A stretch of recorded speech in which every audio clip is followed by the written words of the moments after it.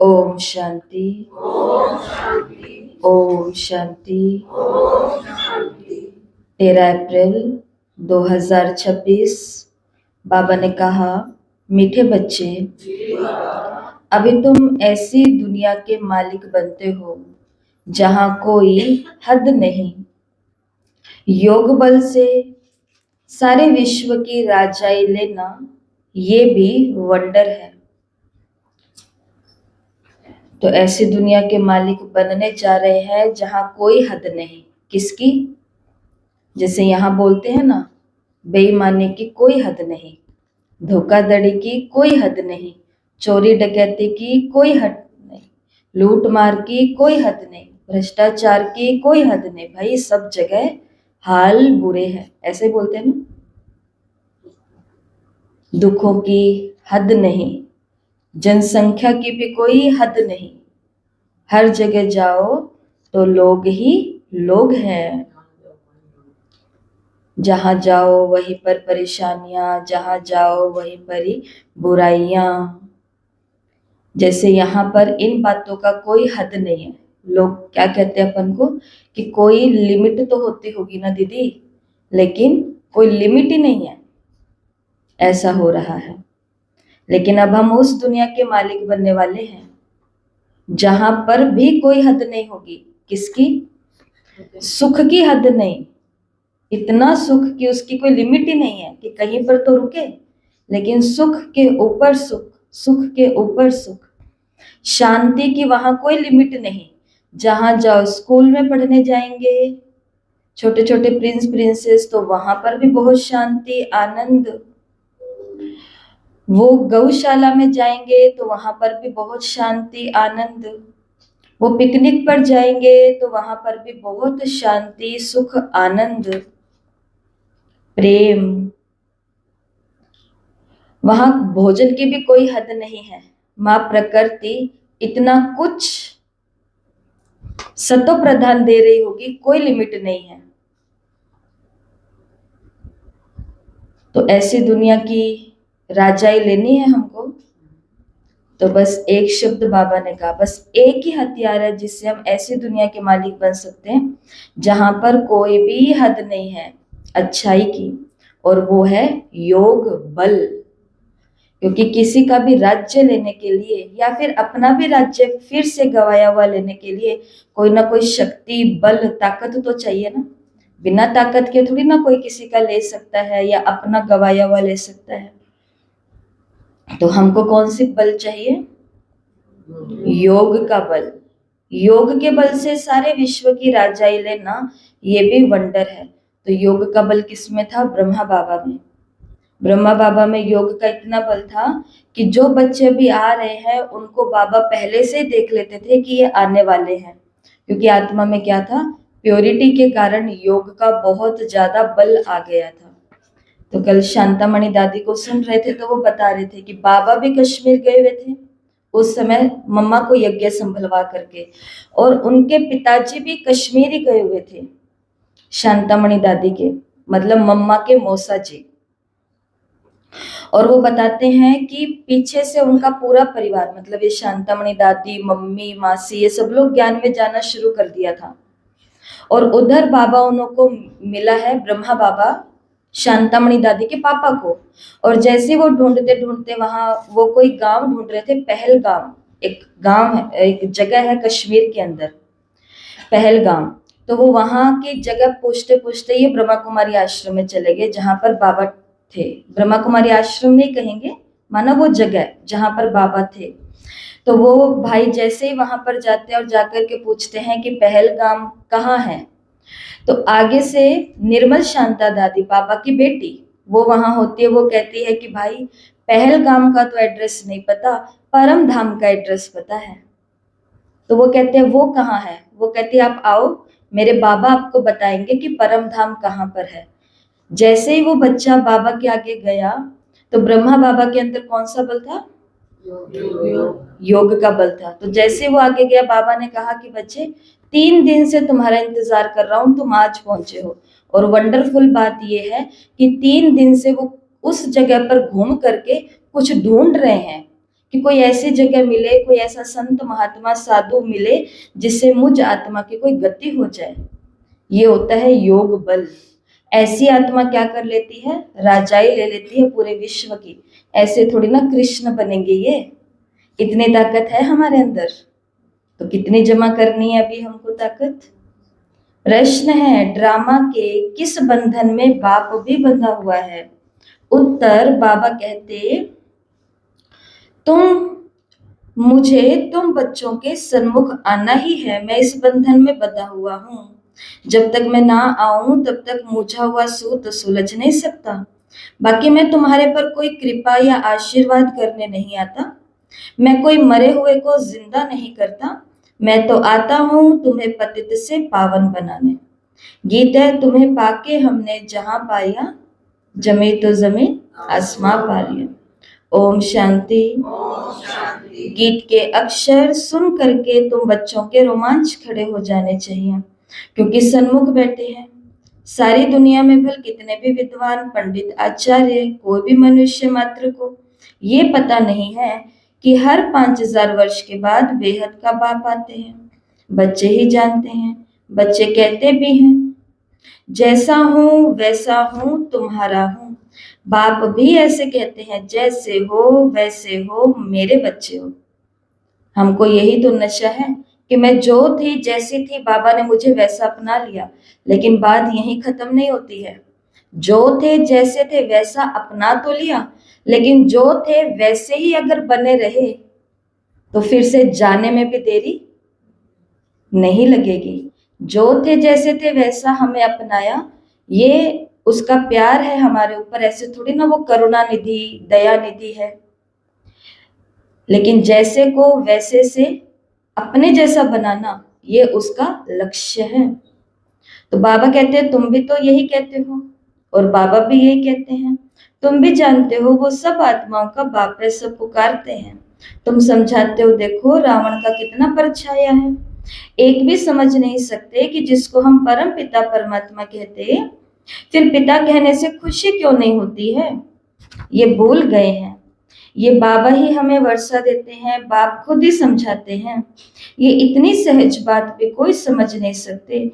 बाप समझाते हैं, ये तो वही है जिसको सारी दुनिया पुकारती है, ओ खुदा, हे राम।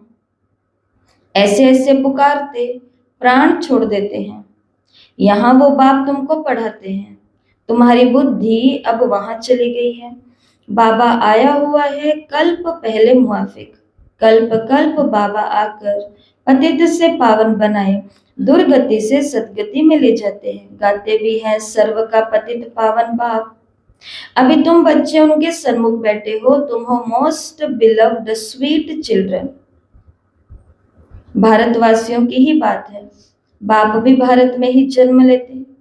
बाप कहते, मैं भारत में जन्म लेता हूं तो जरूर वही प्यारे लगेंगे। याद भी सब उनको करते हैं जो जिस धर्म के हैं, वो अपने धर्म स्थापक को याद करते हैं। भारतवासी ही हैं जो नहीं जानते कि हम आदि सनातन देवी देवता धर्म के थे। बाबा समझाते हैं, भारत ही प्राचीन देश है। तो कह देते हैं, कौन कहता है कि सिर्फ भारत ही था। अनेकानेक बातें सुनते हैं। कोई क्या कहेंगे, कोई क्या कहेंगे। कोई कहते हैं, कौन कहता है गीता शिव परमात्मा की गाई हुई है। श्री कृष्ण भी तो परमात्मा था, उसकी गाई हुई है। परमात्मा तो सर्वव्यापी है, उनका ही सारा खेल है। भगवान के ही ये सब रूप हैं। भगवान ही अनेक रूप धर करके लीला रचते हैं। हम भी ऐसे थे ना। ये सब किसके रूप हैं? उसी के रूप हैं। ये जो हम फूल देख रहे हैं, इसमें कौन है? कौन है? फूल में खुशबू नहीं है। फूल में कौन है? भगवान है। ये जो पत्ता देख रहे हैं, ये जो चीजें देख रहे हैं, इनमें भगवान है। हम ये नहीं समझ पाए कि भगवान के गुण, उसकी ताकत है, तभी तो उस फूल के जड़ के अंदर, पौधे के जड़ के अंदर डालते हैं बदबूदार खाद, और फूल निकल के आता है और उसमें आ जाती है खुशबू। तो भगवान फूल में नहीं है, लेकिन उसके अंदर इतनी ताकत कहां से आई कि जड़ों में डाला गंध, मतलब सड़ी हुई चीज, खाद तो सड़ी हुई चीज होती है ना, सड़ी हुई चीज डाली और ऊपर खुशबू कैसे आ गई उसके अंदर। जो जिसको देगा उसके पास भी खुशबू जाएगी, लेकिन जिसके हाथों से वो फूल जाएगा उसके हाथों में भी खुशबू रह जाएगी। तो फूल में तो भगवान नहीं है, लेकिन फूल में वो जो बुरी चीज डालने पर भी अच्छी चीज आ गई, तो वो अच्छाई जो गुण है वो भगवान का गुण है। तो क्लैरिटी नहीं हो पाई थी कि उसके गुण तो सब में हो सकते हैं, उसकी ताकत भी हो सकती है, लेकिन वो होता तो आज हम ऐसे थोड़ी ना होते। कल की मुरली में बाबा ने कहा व्यर्थ चिंतन करते हैं, चिंता करते हैं, फिक्र करते हैं। भगवान होता था तो ये सब करते हम नहीं करते। कहते हैं भगवान जो चाहे सो कर सकते हैं। अभी तुम बच्चे जानते हो माया कितनी प्रबल है। आज कहते हैं बाबा हम जरूर वर्षा लेंगे, नर से नारायण बनेंगे, और कल होंगे ही नहीं। कहाँ? स्कूल के अंदर। स्कूल में आएंगे तभी तो नर से नारायण की डिग्री मिलेगी, पढ़ाई पढ़ेंगे तभी तो डिग्री मिलेगी। लेकिन बाबा ने कहा माया इतनी प्रबल है, जो भगवान को भगवान के बच्चे कहते हैं कि बाबा हम वर्षा जरूर लेंगे, नर से नारायण जरूर बनेंगे, कल होंगे ही नहीं। तुम जानते भी हो कितने चले गए, फारगती दे दी। मम्मा को मोटर में घुमाया करते थे। आम लोग नहीं थे जो साथ साथ में ऐसे आ जाए, प्रवचन सुन ले और चले जाए।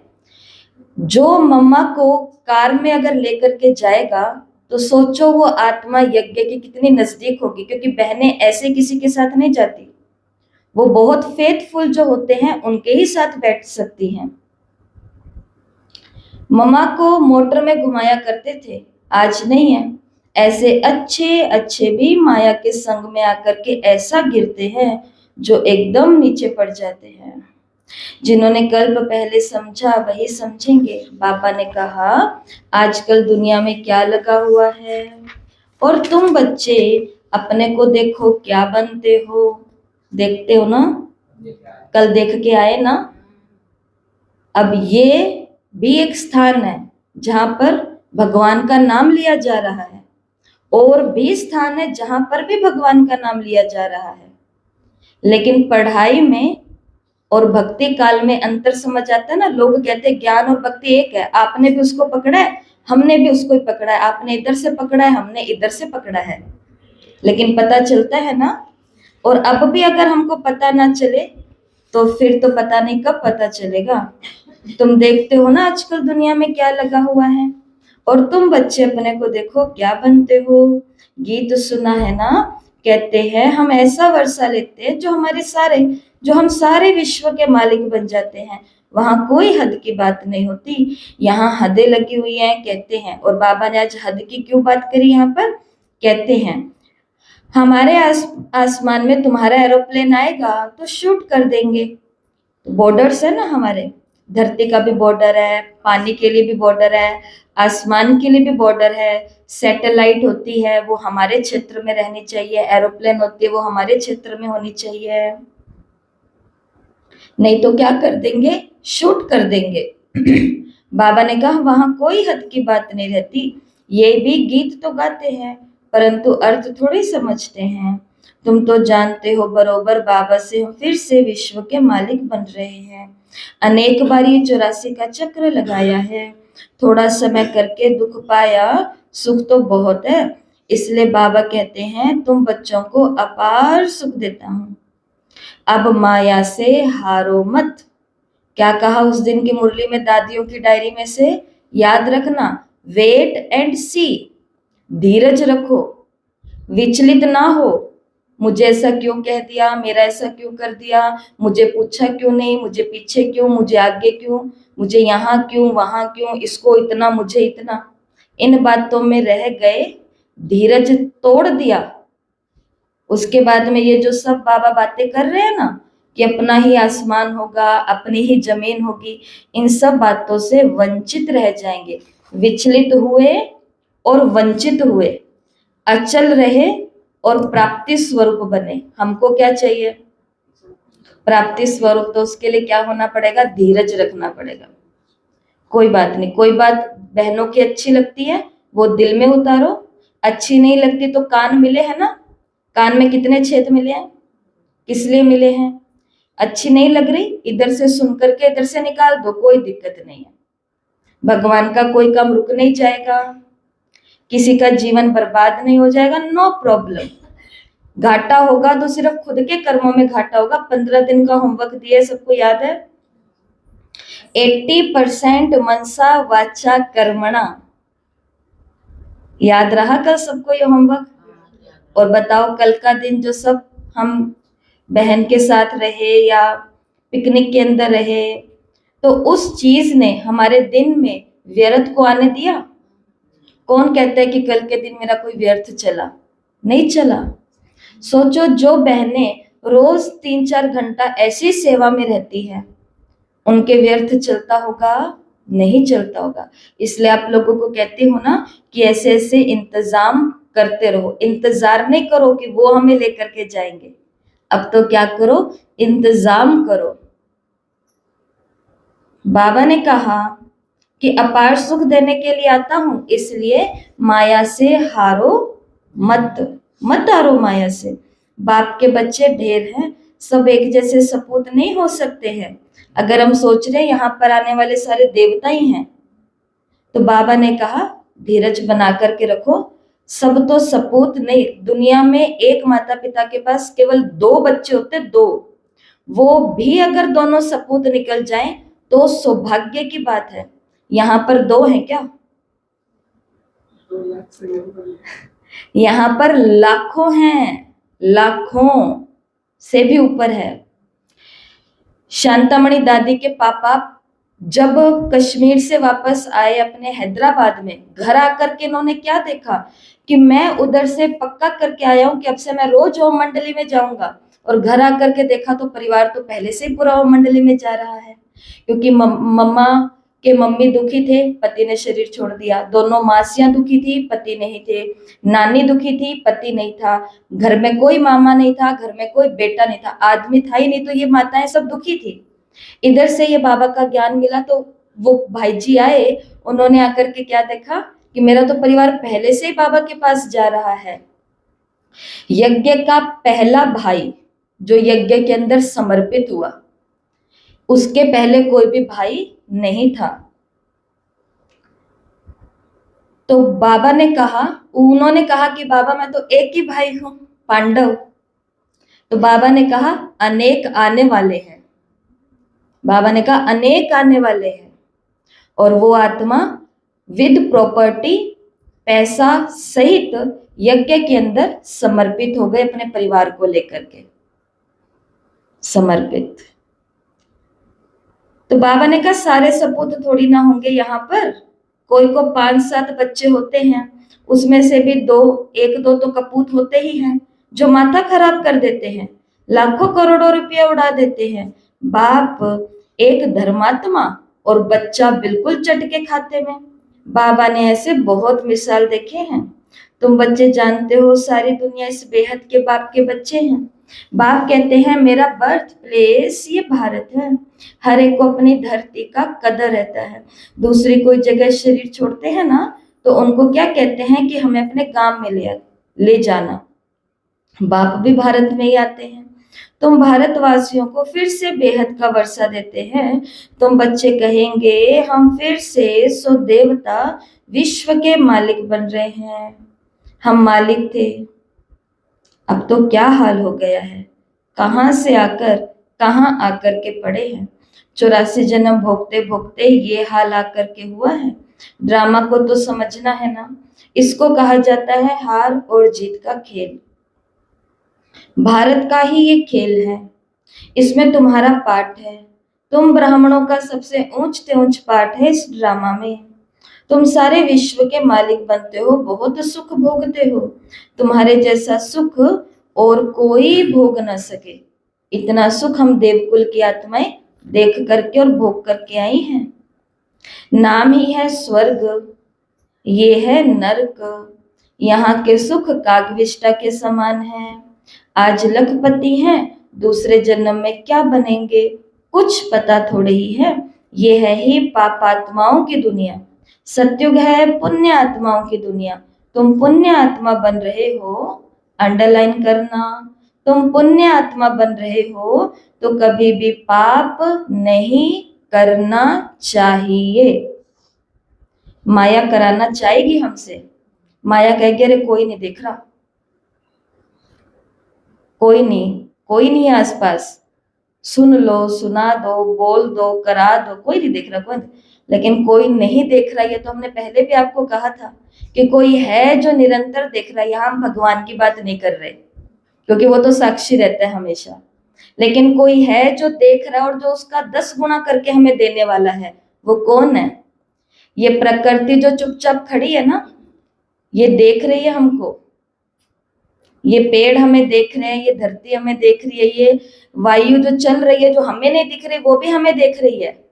ये जो हम पाप करते हैं और सोचते हैं कि कोई देख नहीं रहा, बाकी मैंने बाबा को तो बता दिया। कोई देख नहीं रहा, बाकी मैंने बाबा को तो बता दिया। प्रकृति तो देख रही है, उसको बताया कि हे माँ प्रकृति, आपकी गोदे में बैठ करके 1 घंटा पाप करके आई हूं, किसी की बुद्धि को खराब करके आई हूं या अपनी बुद्धि को खराब करके आई हूं। किसी और की बुद्धि खराब करना ही पाप थोड़ी ना होता है। बाबा 1 घंटा लगाता है हमारी बैटरी को भरने में, तब यहां से निकलते हैं तो उड़ते उड़ते जाते हैं। वाह क्या मुरली थी आज की, आनंद आ गया। हाँ, जीवन हो तो ऐसा हो। उसने हमको इतना भरपूर किया और हमने जाकर के उसको ऐसे वेस्ट कर दिया, तो पाप हुआ या नहीं हुआ? हुआ ना। किसकी मेहनत को खराब करा हमने। बाबा रोज रोज आकर के हम पर मेहनत करते हैं। इसलिए ये ना समझना कि हमें कोई नहीं देख रहा, हमें वो देख रही है जिसका नियम है 10 गुना कर करके देना। एक्शन का रिएक्शन होता है। शरीर का जैसा हमने किया पूरे जीवन भर, विकारों को भोग करके, कर्मेंद्रियों की रचनाओं में जाकर के, एक समय आता है जब ये शरीर पूरा हिसाब लेता है और फिर हम कहते हैं कि पता नहीं दुख कहाँ से आ रहा है, कहाँ से आ रहा है। भूल गए हम वो दिन, भूल गए वो साल, भूल गए वो महीने, वो घंटे, वो पल। प्रकृति है, ये मिट्टी है, हवा है, पानी है, आकाश मतलब हमारी भावनाएं हैं, सब तो कुछ है। अग्नि तत्व, अग्नि तो सदा अंदर जल रही है। बाबा ने आज हमको प्रण करवाया है कि सत्य कौन सी आत्माओं की दुनिया है? पुण्य आत्माओं की दुनिया है। और अभी तुम क्या बन रहे हो? पुण्य आत्मा बन रहे हो। तो कभी भी पाप, कौन कौन बाबा के आगे प्रॉमिस करता है कि बाबा मैं कभी पाप नहीं करूंगी? हाथ ऊंचा करो कि बाबा मैं पुण्य की दुनिया में जाने वाली हूं, मैं पुण्य आत्मा बनूंगी, मैं कभी भी पाप नहीं करूंगी। हाथ नीचे कर सकते हैं। इसलिए बाबा ने अपन को क्या बोला कि माया से हारना नहीं, मतलब धीरज रखना। वो आत्मा कराना चाहेगी जो हमारी साथी है। शायद वो व्हाइट ड्रेस में ही है, शायद वो बैच वाले ही हैं, शायद वो रेगुलर स्टूडेंट ही हैं, लेकिन धीरज बना के रखना, क्योंकि एक बाप के 5-7 बच्चों में से भी 1-2 कपूत निकल आते हैं। यहाँ पर भी ऐसा हो सकता है। ऐसों के साथ रहेंगे तो पाप जरूर लग जाएंगे हमको भी। हमेशा बाबा से सीधा चलना चाहिए। कैसा चलो बाबा से? सीधा का मतलब है छुपाना नहीं। हमारी माताओं को कोई लोग बोलते हैं ये बात दीदी को मत बताना, लेकिन वो माता सबसे पहले दीदी को नहीं बताती। वो दीदी को नहीं बताती, वो किसको बताती है? बाबा की निमित्त बनी हुई एक जिम्मेवार आत्मा को बताती है, ताकि उनको कान में रहना चाहिए हमें बाबा के साथ कैसा रहना है, सीधा रहना है। बाबा कहते हैं, अब ध्यान से सुना, क्यों सीधा रहना याद कराया उसने। बाप कहते हैं क्योंकि मेरे साथ सदैव धर्मराज है। द्वापर से लेकर के सत्युग त्रेता में मेरे साथ धर्मराज नहीं रहता। द्वापर से तुम मेरे अर्थ दान पुण्य करते आ रहे हो, ईश्वर अर्पण करते हैं ना। गीता में श्री कृष्ण का नाम डालने से लिख दिया है श्री कृष्ण अर्पणम। रिटर्न देने वाला तो एक बाप भी है, इसलिए श्री कृष्ण अर्पणम कहना रॉन्ग है। ईश्वर अर्पण कहना ठीक है। श्री गणेश अर्पण कहने से कुछ भी नहीं मिलेगा, फिर भी भावना कुछ ना कुछ देता आया ही हूँ सबको। मुझे तो कोई जानते नहीं, अभी तुम बच्चे ही जानते हो, हम सब कुछ शिव बाबा को समर्पण कर रहे हैं। बाबा भी कहते हैं हम आए हैं आपको 21 जन्मों का वर्षा देने, अभी है ही उतरती कला। रावण के राज्य में जो भी दान पुण्य आदि करते हैं पाप आत्माओं को ही करते हैं। अभी थोड़े दिन पहले एक भाई ने पूछा कि दीदी हमें धन कहाँ दान करना चाहिए, तो नई आत्मा है। तो अब उनको अगर सीधा कहती कि हमारी भंडारी में करने हैं तो वो क्या कहते, ऐसा मैंने कहा नहीं ना, लेकिन अगर मैं कहती कि हाँ हर ब्रह्मा कुमारी सेवा केंद्र पर बॉक्स रखा होता है, तो आप उस दान पात्र में दान कर सकते हैं, आप हमारे पास कीजिए। तो वो आत्मा अपने चित्त मन हृदय के अंदर क्या सोचती, हाँ भाई ये देखो सब अपने अपने वाले का बताते हैं, इन्होंने भी अपना वाला बता दिया। पर हमने ऐसा उनको कहा ही नहीं, क्योंकि हमारे ऐसा कहना हमें बाबा ने कभी सिखाया ही नहीं, क्योंकि हम लालची लोग तो है नहीं, हम भूखे भी नहीं मर रहे हैं, हम मांगते भी नहीं है, और हम किसी के ऊपर डिपेंड भी नहीं है। हर ब्रह्मा कुमारी को भगवान ने अपने पैरों पर खड़ा किया है। आजकल लोग अपने बेटियों को पढ़ाते हैं और क्या कहते हैं, बेटी बचाओ बेटी पढ़ाओ। भगवान ने ये नियम तो आज से 90 साल पहले शुरू कर दिया था कि बेटियों को बचाओ। लोग कहते हैं गौ हत्या नहीं करनी चाहिए, भगवान ने असली गौओं को बचा दिया, जो उन कसाईयों के हाथ में नहीं गई। असली गौ रक्षा तो किसने करवाई 90 साल पहले, बाबा ने, बाबा के द्वारा। और बाबा की पूरी फैमिली जो 300-400 लोगों की थी जो इसमें लग गई। और ये बेटी बचाओ और बेटी पढ़ाओ, तो बचाने वाला काम भी इसी ने किया और ये पढ़ाने वाला काम भी किसने किया, इसने किया। उधर तो 25 साल तक पढ़ लिए जाओ, 27 साल तक पढ़ लिए जाओ, 28 साल तक पढ़ लिए जाओ, इंजीनियर डॉक्टर फलाना फलाना बन लिए जाओ, इतना ही है ना। और ये पढ़ाई कब तक चलेगी, दादी 104 साल के थे तब तक तो पढ़ रहे थे।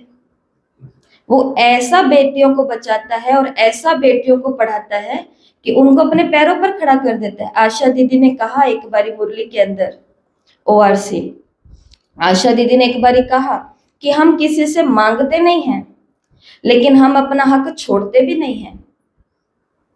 जब आप कहते हो हम तो दीदी आपके हैं, तो वो अपना हक लेगी कि नहीं लेगी? या तो आप कहो ही नहीं कि हम आपके हैं, वैसे रहो बीच वाले, जैसे थोड़ा थोड़ा उधर के थोड़ा थोड़ा उधर के, तो फिर बहनें आपको कुछ नहीं कहेंगे, कहते भी नहीं हम ऐसों को। लेकिन अगर आपने कह दिया भाई मेरा तो बाप भाई है, मुझे तो बाबा से सब मिला है, मैं तो बाबा के अलावा कहीं नहीं जाती, तो फिर दीदियां प्रूफ तो मांगेगी ना, प्रूफ तो मांगेगी। तो उन्होंने पूछा कि हम कहाँ दान करें, तो हमने उनको सब बताया कि जहां पर आपको ऐसा ऐसा ऐसा ऐसा ऐसा कुछ आभास हो, तो कोशिश करो कि वहां पर आप दान ना ही करो तो अच्छा है, बाकी भाई जी आपकी इच्छा है। आगे से उन्होंने फिर खुद ही क्या बोल दिया, एक ये ब्रह्मा कुमारी संस्था ऐसी है जहां पर हमने देखा है कि आप लोग बाहर का खाते नहीं, बाहर घूमते नहीं, परिवार आपके ऐसे चलते नहीं, आपकी गृहस्थी बनती नहीं, तो मुझे ऐसा लगता है कि दान करें तो ऐसी जगह करें जहां 100 का 100% पुण्य में लग जाए। बिना कहे ही ऐसे काम होते हैं 100%, 80, 85, 90 की बात नहीं है, 99 भी नहीं, सीधा कितना प्रतिशत। और यहां पर जो धन आएगा उससे किसी को शराब नहीं मिलनी है, किसी को कबाब भी नहीं मिलना है, किसी की गृहस्थी भी नहीं चलनी है, बच्चे भी नहीं पलने हैं, बच्चे भी नहीं पढ़ने हैं, ऐसा कुछ भी नहीं होना है। 100% क्या होनी है, शुद्धता के साथ आएगा और शुद्धता के साथ ही सेवाओं में पर्चे बनेंगे, बुक्स बनेगी, प्रदर्शनियां बनेगी, सब कुछ होगा। अब ये हमारा स्टेज है ना, इस स्टेज के अंदर 5 प्रदर्शनियां रखी हुई है। नशे मुक्ति की अलग है, साप्ताहिक कोर्स की अलग है, यौगिक खेती की अलग है, बच्चों के लिए छोटे चित्र अलग है, ऐसे करके ये है। कहां से आए, यहां से आए। इसलिए बाबा ने आज थोड़ा सा दान के बारे में भी बताया अपने बच्चों को, जो कहते हैं हम बाबा पर समर्पित हो गए हैं। तो बाबा ने कहा कि रावण राज्य में जो कुछ भी दान पुण्य करते पापात्माओं को ही करते हैं। कला उतरती जाती है और करके मिलता भी अगर कुछ है तो अलग काल के लिए, अब तो 21 जन्मों के लिए तुमको मिलता है। उनको कहते हैं राम राज्य। ऐसे नहीं कहेंगे वहां ईश्वर का राज्य है, राज्य तो देवी देवताओं का है। बाप कहते हैं मैं राज्य नहीं करता, तुम्हारा जो आदि सनातन देवी देवता धर्म था जो प्राय लोप हो गया है, सो भी फिर से स्थापन हो रहा है। बाप तो कल्याणकारी है ही, उनको कहा जाता है सच्चा बाबा। कौन सा बाबा? इसलिए भक्ति में क्या बोलते हैं सच्चे बाबा को? सत्यम शिवम सुंदरम। तुमको सच नॉलेज दे रहे हैं, अपनी और रचना के आदि मध्य अंत की। बाबा तुमको बेहद की हिस्ट्री ज्योग्राफी सुनाते हैं, कितनी जबरदस्त कमाई है। तुम चक्रवर्ती राजा बनते हो। चक्रवर्ती राजा का मतलब क्या होता है?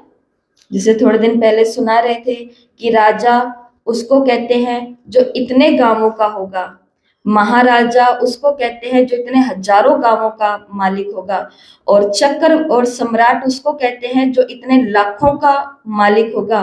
और ये जो है फिर लास्ट में जाकर के चक्रवर्ती राजा उसको कहते हैं जो पूरे के पूरे का एक ही राजा होगा। तो भगवान हमको क्या बनाने के लिए आए हैं? चक्रवर्ती राजा, मतलब पूरे विश्व का मालिक।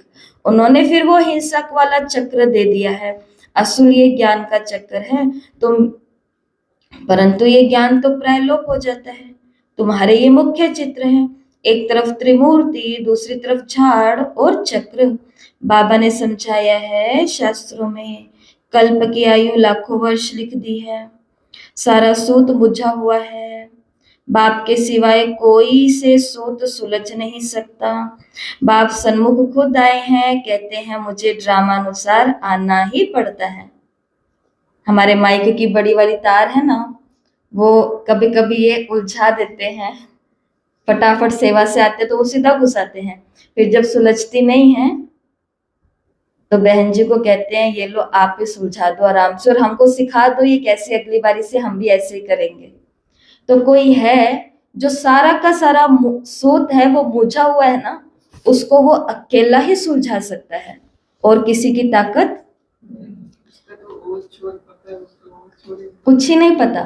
तो बाप के सिवाय कोई भी सूत को सुलझा नहीं सकता, और बाप तो खुद सन्मुख आए हैं, कहते मुझे ड्रामा अनुसार आना ही पड़ता है, मैं इस ड्रामा में बंधा हुआ हूँ, ये हो ही नहीं सकता कि मैं आऊं ही नहीं। ऐसे नहीं, अब ध्यान से सुनना, भगवान आया किस लिए वो बताया गया है। ऐसे नहीं कि आकर के मरे हुए को मैं जिंदा कर दूं, कि आपके पास सच में भगवान आया तो आप इनको जिंदा करके दिखाओ। बाबा ने कहा इसलिए आया ही नहीं हूं। ऐसा नहीं कि आकर के मरे हुए को जिंदा करूंगा या कोई को बीमारी से छुड़ा दूंगा। बहुत बच्चे कहते हैं बाबा हमारे पर कृपा करो, लेकिन यहाँ कृपा की बात नहीं है। यहाँ पर कृपा का मतलब सिखाया जाता है कर और पा। बीमारी से छूटना है, सुनाओ मुरली, अव्यक्त मुरली जो 9 जनवरी की चली अभी, अव्यक्त मुरली 1985 की। बीमारी से छूटना है तो क्या करना पड़ेगा? तन लगाना पड़ेगा। बाबा ने कहा सेवा करो। 1985 की अव्यक्त मुरली थी। बाबा ने कहा तंदुरुस्त होना है तो तन दो। उस मुरली के इस पन्ने पर बाबा ने कहा कि दुनिया में जिसको जो कमी होती है वो दान करो तो वो चीज बढ़ती जाएगी। बाबा ने कहा धन बढ़ाना है तो धन दो, तन को तंदुरुस्त रखना है तो तन दो, मन को अच्छा रखना है तो यहाँ बैठ करके योग करके जाओ, स्पेशल योग करो। जो चीज चाहिए वो चीज पहले दो, फिर वो मिलेगी। लेकिन अपन क्या कहते हैं, पहले से ही हमारे पास नहीं, हम क्या दें, पहले आप कुछ दो तो हम कुछ दें। पहले से बीमार हो, पहले आप मुझे ठीक तो करो तो आपको कुछ सेवा दूंगी मैं शरीर की। और एक बार ये शरीर ठीक हो गया, उसके बाद इसकी सेवा करेंगे या उनकी सेवा करेंगे? तो वो ये मुरली हमें भूलनी नहीं है जिनके अंदर रहस्य भरा हुआ है। बाबा ने कहा कि बच्चे कहते हैं बाबा हमारे पर कृपा करो, लेकिन यहाँ कृपा की कोई बात नहीं है। तुमने मुझे इसलिए थोड़ी बुलाया है कि मैं आकर के आशीर्वाद करूं, कि हमें कोई घाटा ही ना पड़े। तुम तो बुलाते हो पतित, हे पतित पावन आओ, दुख हरता सुख करता आओ। शरीर के दुख हरता तो डॉक्टर लोग भी होते हैं, मैं को इसलिए आता हूँ क्या? तुम कहते हो नई दुनिया स्वर्ग का मालिक बनाओ, शांति दो। ऐसे तो नहीं कहते हो कि हमको बीमारी से आकर के अच्छा करो। हमेशा के लिए शांति व मुक्ति तो मिल न सके, पाठ तो बजाना ही है। जो पीछे आते हैं उनको शांति कितनी मिलती है, अभी तक भी आते रहते हैं। इतना समय तो शांति धाम में रहे ना। ड्रामा अनुसार जितना पाठ, जिनका पाठ है वही आएंगे, पाठ बदल नहीं सकता। बाबा समझाते हैं शांति धाम में तो बहुत बहुत आत्माएं रहती हैं जो पिछाड़ी में आती हैं। ये ड्रामा बना हुआ है, पिछाड़ी वालों को पिछाड़ी में ही आना है, लास्ट में आने वालों को लास्ट में ही आना है।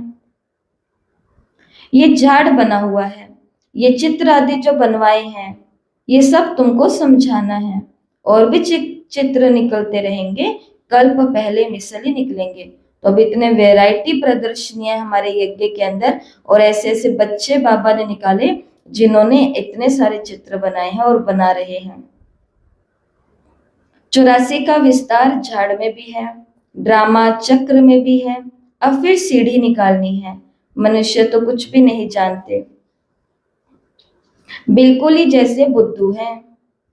अब तुम बच्चों की बुद्धि में है परमपिता परमात्मा, जो ज्ञान का सागर, शांति का सागर है, वो हमको इस तन द्वारा पढ़ा रहे हैं। बाप कहते हैं मैं आता ही उसमें हूं जो पहले पहले विश्व का मालिक था। तो ब्रह्मा बाबा कोई साधारण व्यक्तित्व नहीं है, ब्रह्मा बाबा एक अद्भुत व्यक्तित्व है। इसलिए वो बाबा की जो बुक है 2, उसमें क्या लिखा हुआ है? जीवन को पलटाने वाली, जीवन को पलटाने वाली एक अद्भुत जीवन कहानी। ऐसे ब्रह्मा बाबा की किताब में भी अद्भुत शब्द आता है। तो बाबा कहते किसके द्वारा पढ़ा रहा हूं? उसी के अंदर आकर के जो पहले पहले विश्व का मालिक था। तुम भी जानते हो बरोबर, हम भी ब्रह्मा द्वारा ब्राह्मण बनते हैं।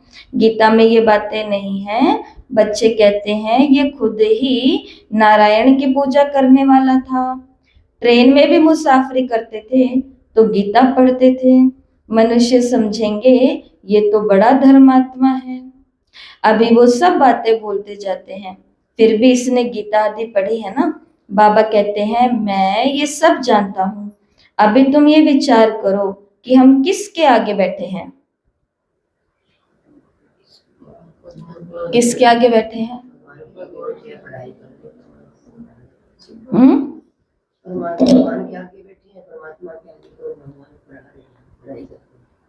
और बाकी किसके आगे बैठे हैं? बाप दादा के आगे। वो देखो कई जने सीधे होने लग गए, उनको पता चल गया दीदी क्यों पूछ रहे हैं कि हम किसके आगे बैठे हैं। किसके आगे बैठे हैं? निमित्त के आगे भी बैठे हैं, और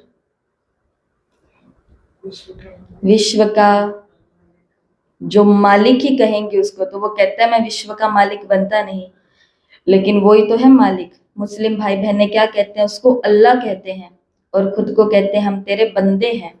अल्लाह और बंदे का मतलब यही है कि भाई आप मालिक हो और हम आपके खिदमतगार हैं, सेवक हैं, बंदे हैं।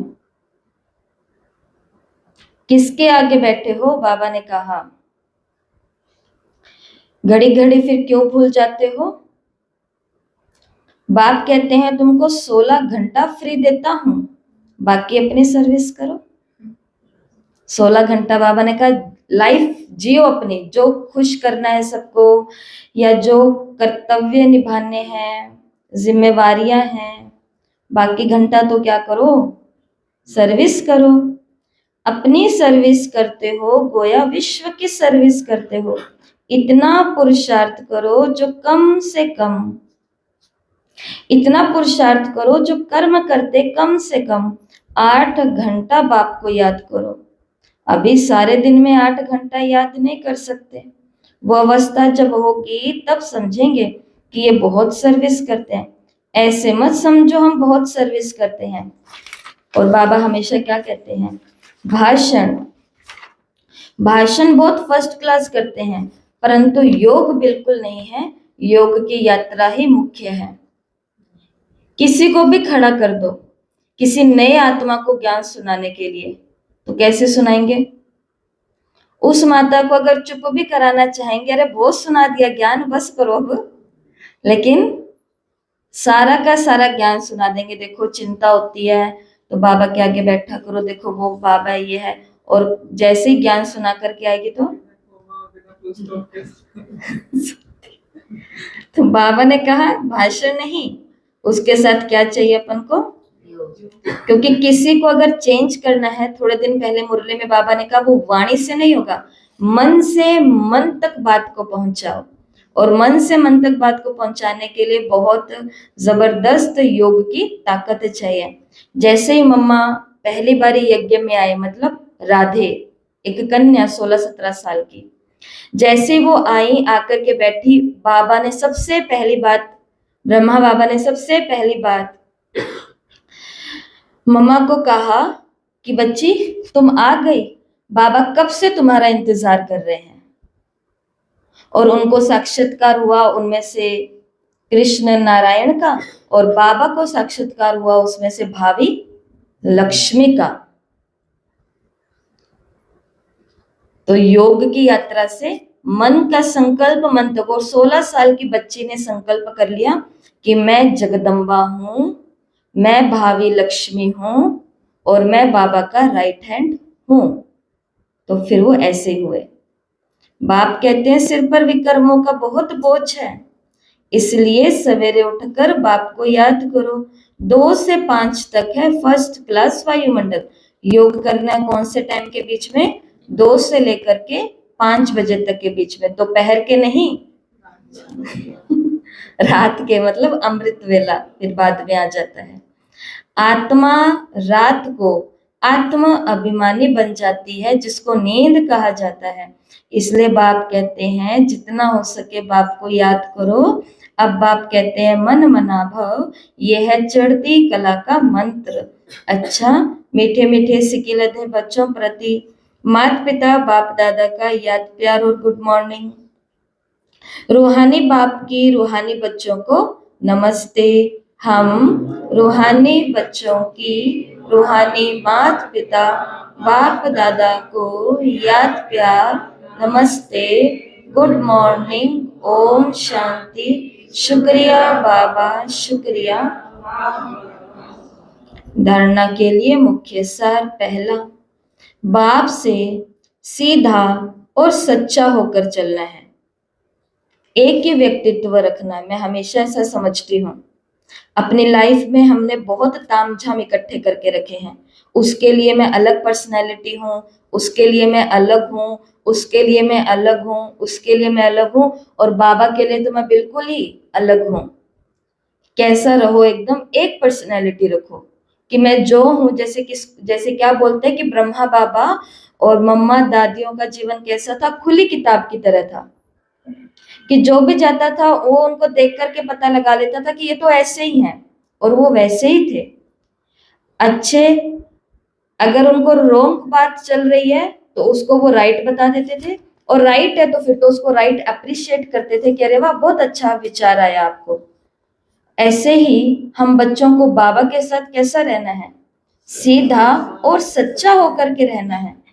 अंदर एक बाहर दूसरा। अगर भगवान के साथ भी होंगे तो भगवान ने मुरली में कहा कि द्वापर युग से धर्मराज मेरे राइट में बैठा हुआ है, सब कुछ देखता है। बाप से सीधा और सच्चा होकर के चलना है।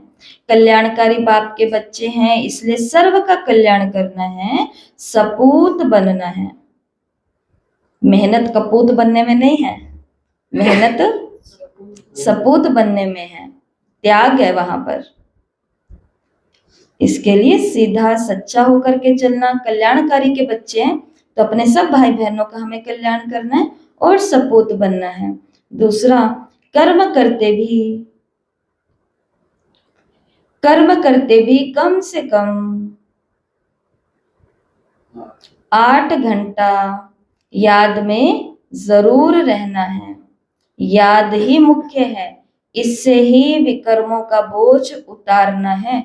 देखो हिसाब किताब एकदम से सामने आते हैं, पेपर एकदम से सामने आते हैं, और वो हमें पता है आने वाले समय में आएंगे और ज्यादा आएंगे। तो पहले से ही अपने मोटा मोटी जो भी विकर्म किए हुए हैं उसका तो बोझ हटा ले। पापों का बोझ अलग है, बद्दुआओं का बोझ अलग है, और विकर्मों का बोझ अलग है। बहुत भारी है ये विकर्म। लोग तो दुनिया में कहते हैं कि भाई किसी का दिल ना दुखाओ, क्योंकि एक बद्दुआ भी आत्मा को कहाँ लेकर के जाती है, बर्बाद कर देती है। तो सोचो, अगर मैं खुद उस कैटेगरी के अंदर हूं जो सबको बद्दुआ देती हूँ, जो पाप करती हूँ, और जैसा बाबा ने कहा विकर्म भी करती हूँ। पाप होते हैं अकेले अकेले में, अकेले ही अंदर अंदर सोच रहे हैं, और विकर्म होते हैं एक दो के साथ मिल करके जो कुछ हम चर्चाएं करते हैं। तो बोझ उतारने हैं कि चढ़ाने हैं? उतारने हैं। क्योंकि जब कोई ऊंची यात्रा पर जाता है ना, और बोझ ज्यादा होता है, तो सांस भर जाता है, तो फिर वो बार बार उनको बैठना पड़ता है। बार बार बैठने से क्या होता है, स्पीड पर भी फर्क पड़ता है, और टाइम जितनी जल्दी में पहुंच सकते थे उसके ऊपर भी फर्क पड़ता है। इसलिए अगर हल्का हल्का होगा सब कुछ, तो रुकना भी नहीं पड़ेगा, कंटिन्यू चलते भी रहेंगे, और उड़ते उड़ते पहुंच भी जाएंगे। लेकिन वो वाले बोझ तो दिखते हैं, बैग, अटैची, सूटकेस, थैले, कार्टून, बोरे। मधुबन से आते हैं तो दीदियां अपने साथ क्या लेकर के आती है, अपना इतना सा लेकर के जाती हैं, और लेकर के कितना कुछ आती है। तो वो तो ऐसा बोझ है जो कई बोझों से खत्म कर देगा। बाबा बाबा का कितना सा हमने किसी को ये दिया, लाइट। लाइट तो वो आत्मा ने क्या अनुभव बताया कि दीदी मैं तो बस उसके आगे बैठती हूँ। मैंने कहा किसके आगे? कहते ज्योति बिंदु दिया था ना, और हम भूल भी गए कि ज्योति बिंदु दिया था। तो इसके लिए अपने सारे विकर्मों का बोझ अपन को क्या कर लेना है, उतार लेना। और उसके लिए युक्ति बाबा ने आज की बोल में बताई है कि कर्म करते हुए कम से कम 8 घंटा बाबा की याद में जरूर रहना है। तो ये आज सबको प्रैक्टिस करनी है। प्रैक्टिस तो आज वैसे भी करनी पड़ेगी, क्योंकि 15 दिन का होमवर्क दिया हुआ बाबा ने 80% लाने का। वरदान है आज का, दाता बन हर सेकंड हर संकल्प में दान देने वाले उदार चित्त महादानी भव। दाता बन हर सेकंड हर संकल्प में दान देने वाले उदार चित्त महादानी भव। आप दाता के बच्चे लेने वाले नहीं, लेकिन देने वाले हो। हर सेकंड हर संकल्प में देना है। जब ऐसे दाता बन जाएंगे तब कहेंगे उदार चित्त महादानी। ऐसे महादानी बनने से महान शक्ति की प्राप्ति स्वतः ही होती है। लेकिन देने के लिए स्वयं का भंडारा भी तो भरपूर होना चाहिए। जो लेना था वो सब कुछ तो ले लिया, बाकी रह गया है अब देना। भगवान से हमें जो चाहिए था वो हमें सब कुछ तो मिल गया, तो लेने वाला काम तो पूरा हुआ। अब काम कौन सा बाकी रह गया है? देने वाला। तो देते जाओ, देने से और भी भंडारा भरता जाएगा। देने से और भी भंडारा भरता जाएगा। स्लोगन, हर सेकंड में हर सब्जेक्ट में फुल मार्क्स जमा करनी है, तो गंभीरता का गुण चाहिए। ठीक है, 80% मार्क्स लेकर के आने हैं, तो ये हंसी ठिठोली करते हुए नहीं होगा, गंभीर रहना पड़ेगा। लेकिन पिकनिक के समय जाकर के गंभीर नहीं बन जाना, ऐसा नहीं। कहाँ गंभीर होना है, कहाँ रमणीक होना है, ये हमें पता होना चाहिए। तो गंभीरता का गुण लाएंगे तो ही सभी सब्जेक्ट में फुल मार्क्स जमा होंगे। तो आज के ये हैं अव्यक्त इशारे। महान बनने के लिए मधुरता और नम्रता का गुण धारण करो। बाबा ने कहा नम्रचित आत्मा सहज ही सुखदाता बन जाती है, लेकिन अभिमान नम्रचित बनने नहीं देता। नम्र चित्त नहीं तो फिर सेवा नहीं हो सकती। सेवाधारी की विशेषता सदा नम्र चित्त, स्वयं को झुकाना हुआ होगा और तभी वो औरों को झुका सकेगा। जितना नम्र चित्त होंगे उतना निर्माण करेंगे। जहां निर्माणता होगी वहां रोग नहीं होगा, रूहानियत होगी। जैसे बाप कितना नम्र चित्त बनकर के आते हैं, ऐसे फॉलो फादर। तो किसी भी आत्मा की सेवा करनी है तो अपने अभिमान में रहेंगे तो फिर कभी भी सेवाएं नहीं हो सकती। इसलिए जो भी ब्रह्मा कुमार कुमारियां हैं ये सेवा करने के लिए पहले उन आत्माओं के आगे स्वयं को झुकाते हैं, फिर उसके बाद में वो आत्माएं उनके आगे झुकती है, अर्थात बाबा को स्वीकार करती हैं। ये आज की मुरली है और आज की मुरली से सभी स्वमान लिख लेंगे, जो कम से कम 21 बारी सभी को अपनी नोटबुक में लिखना है, ग्रुप में पोस्ट करना है। मैं उदार चित्त महादानी आत्मा हूँ। मैं उदार चित्त महादानी आत्मा हूँ। तो आज एक्सपेरिमेंट कहाँ करेंगे उदार चित्त बनने का? ब्रह्मा बाबा क्या कहते थे? Charity begins at home. दान करना कहाँ से शुरू करो? अपने घर से।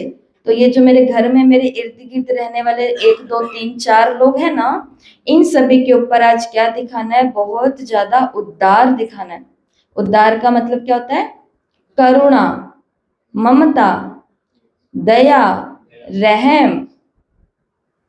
और दूसरा फिर क्या करना है? फिर इनको महादान करना है। किसका? शांति का, प्रेम का।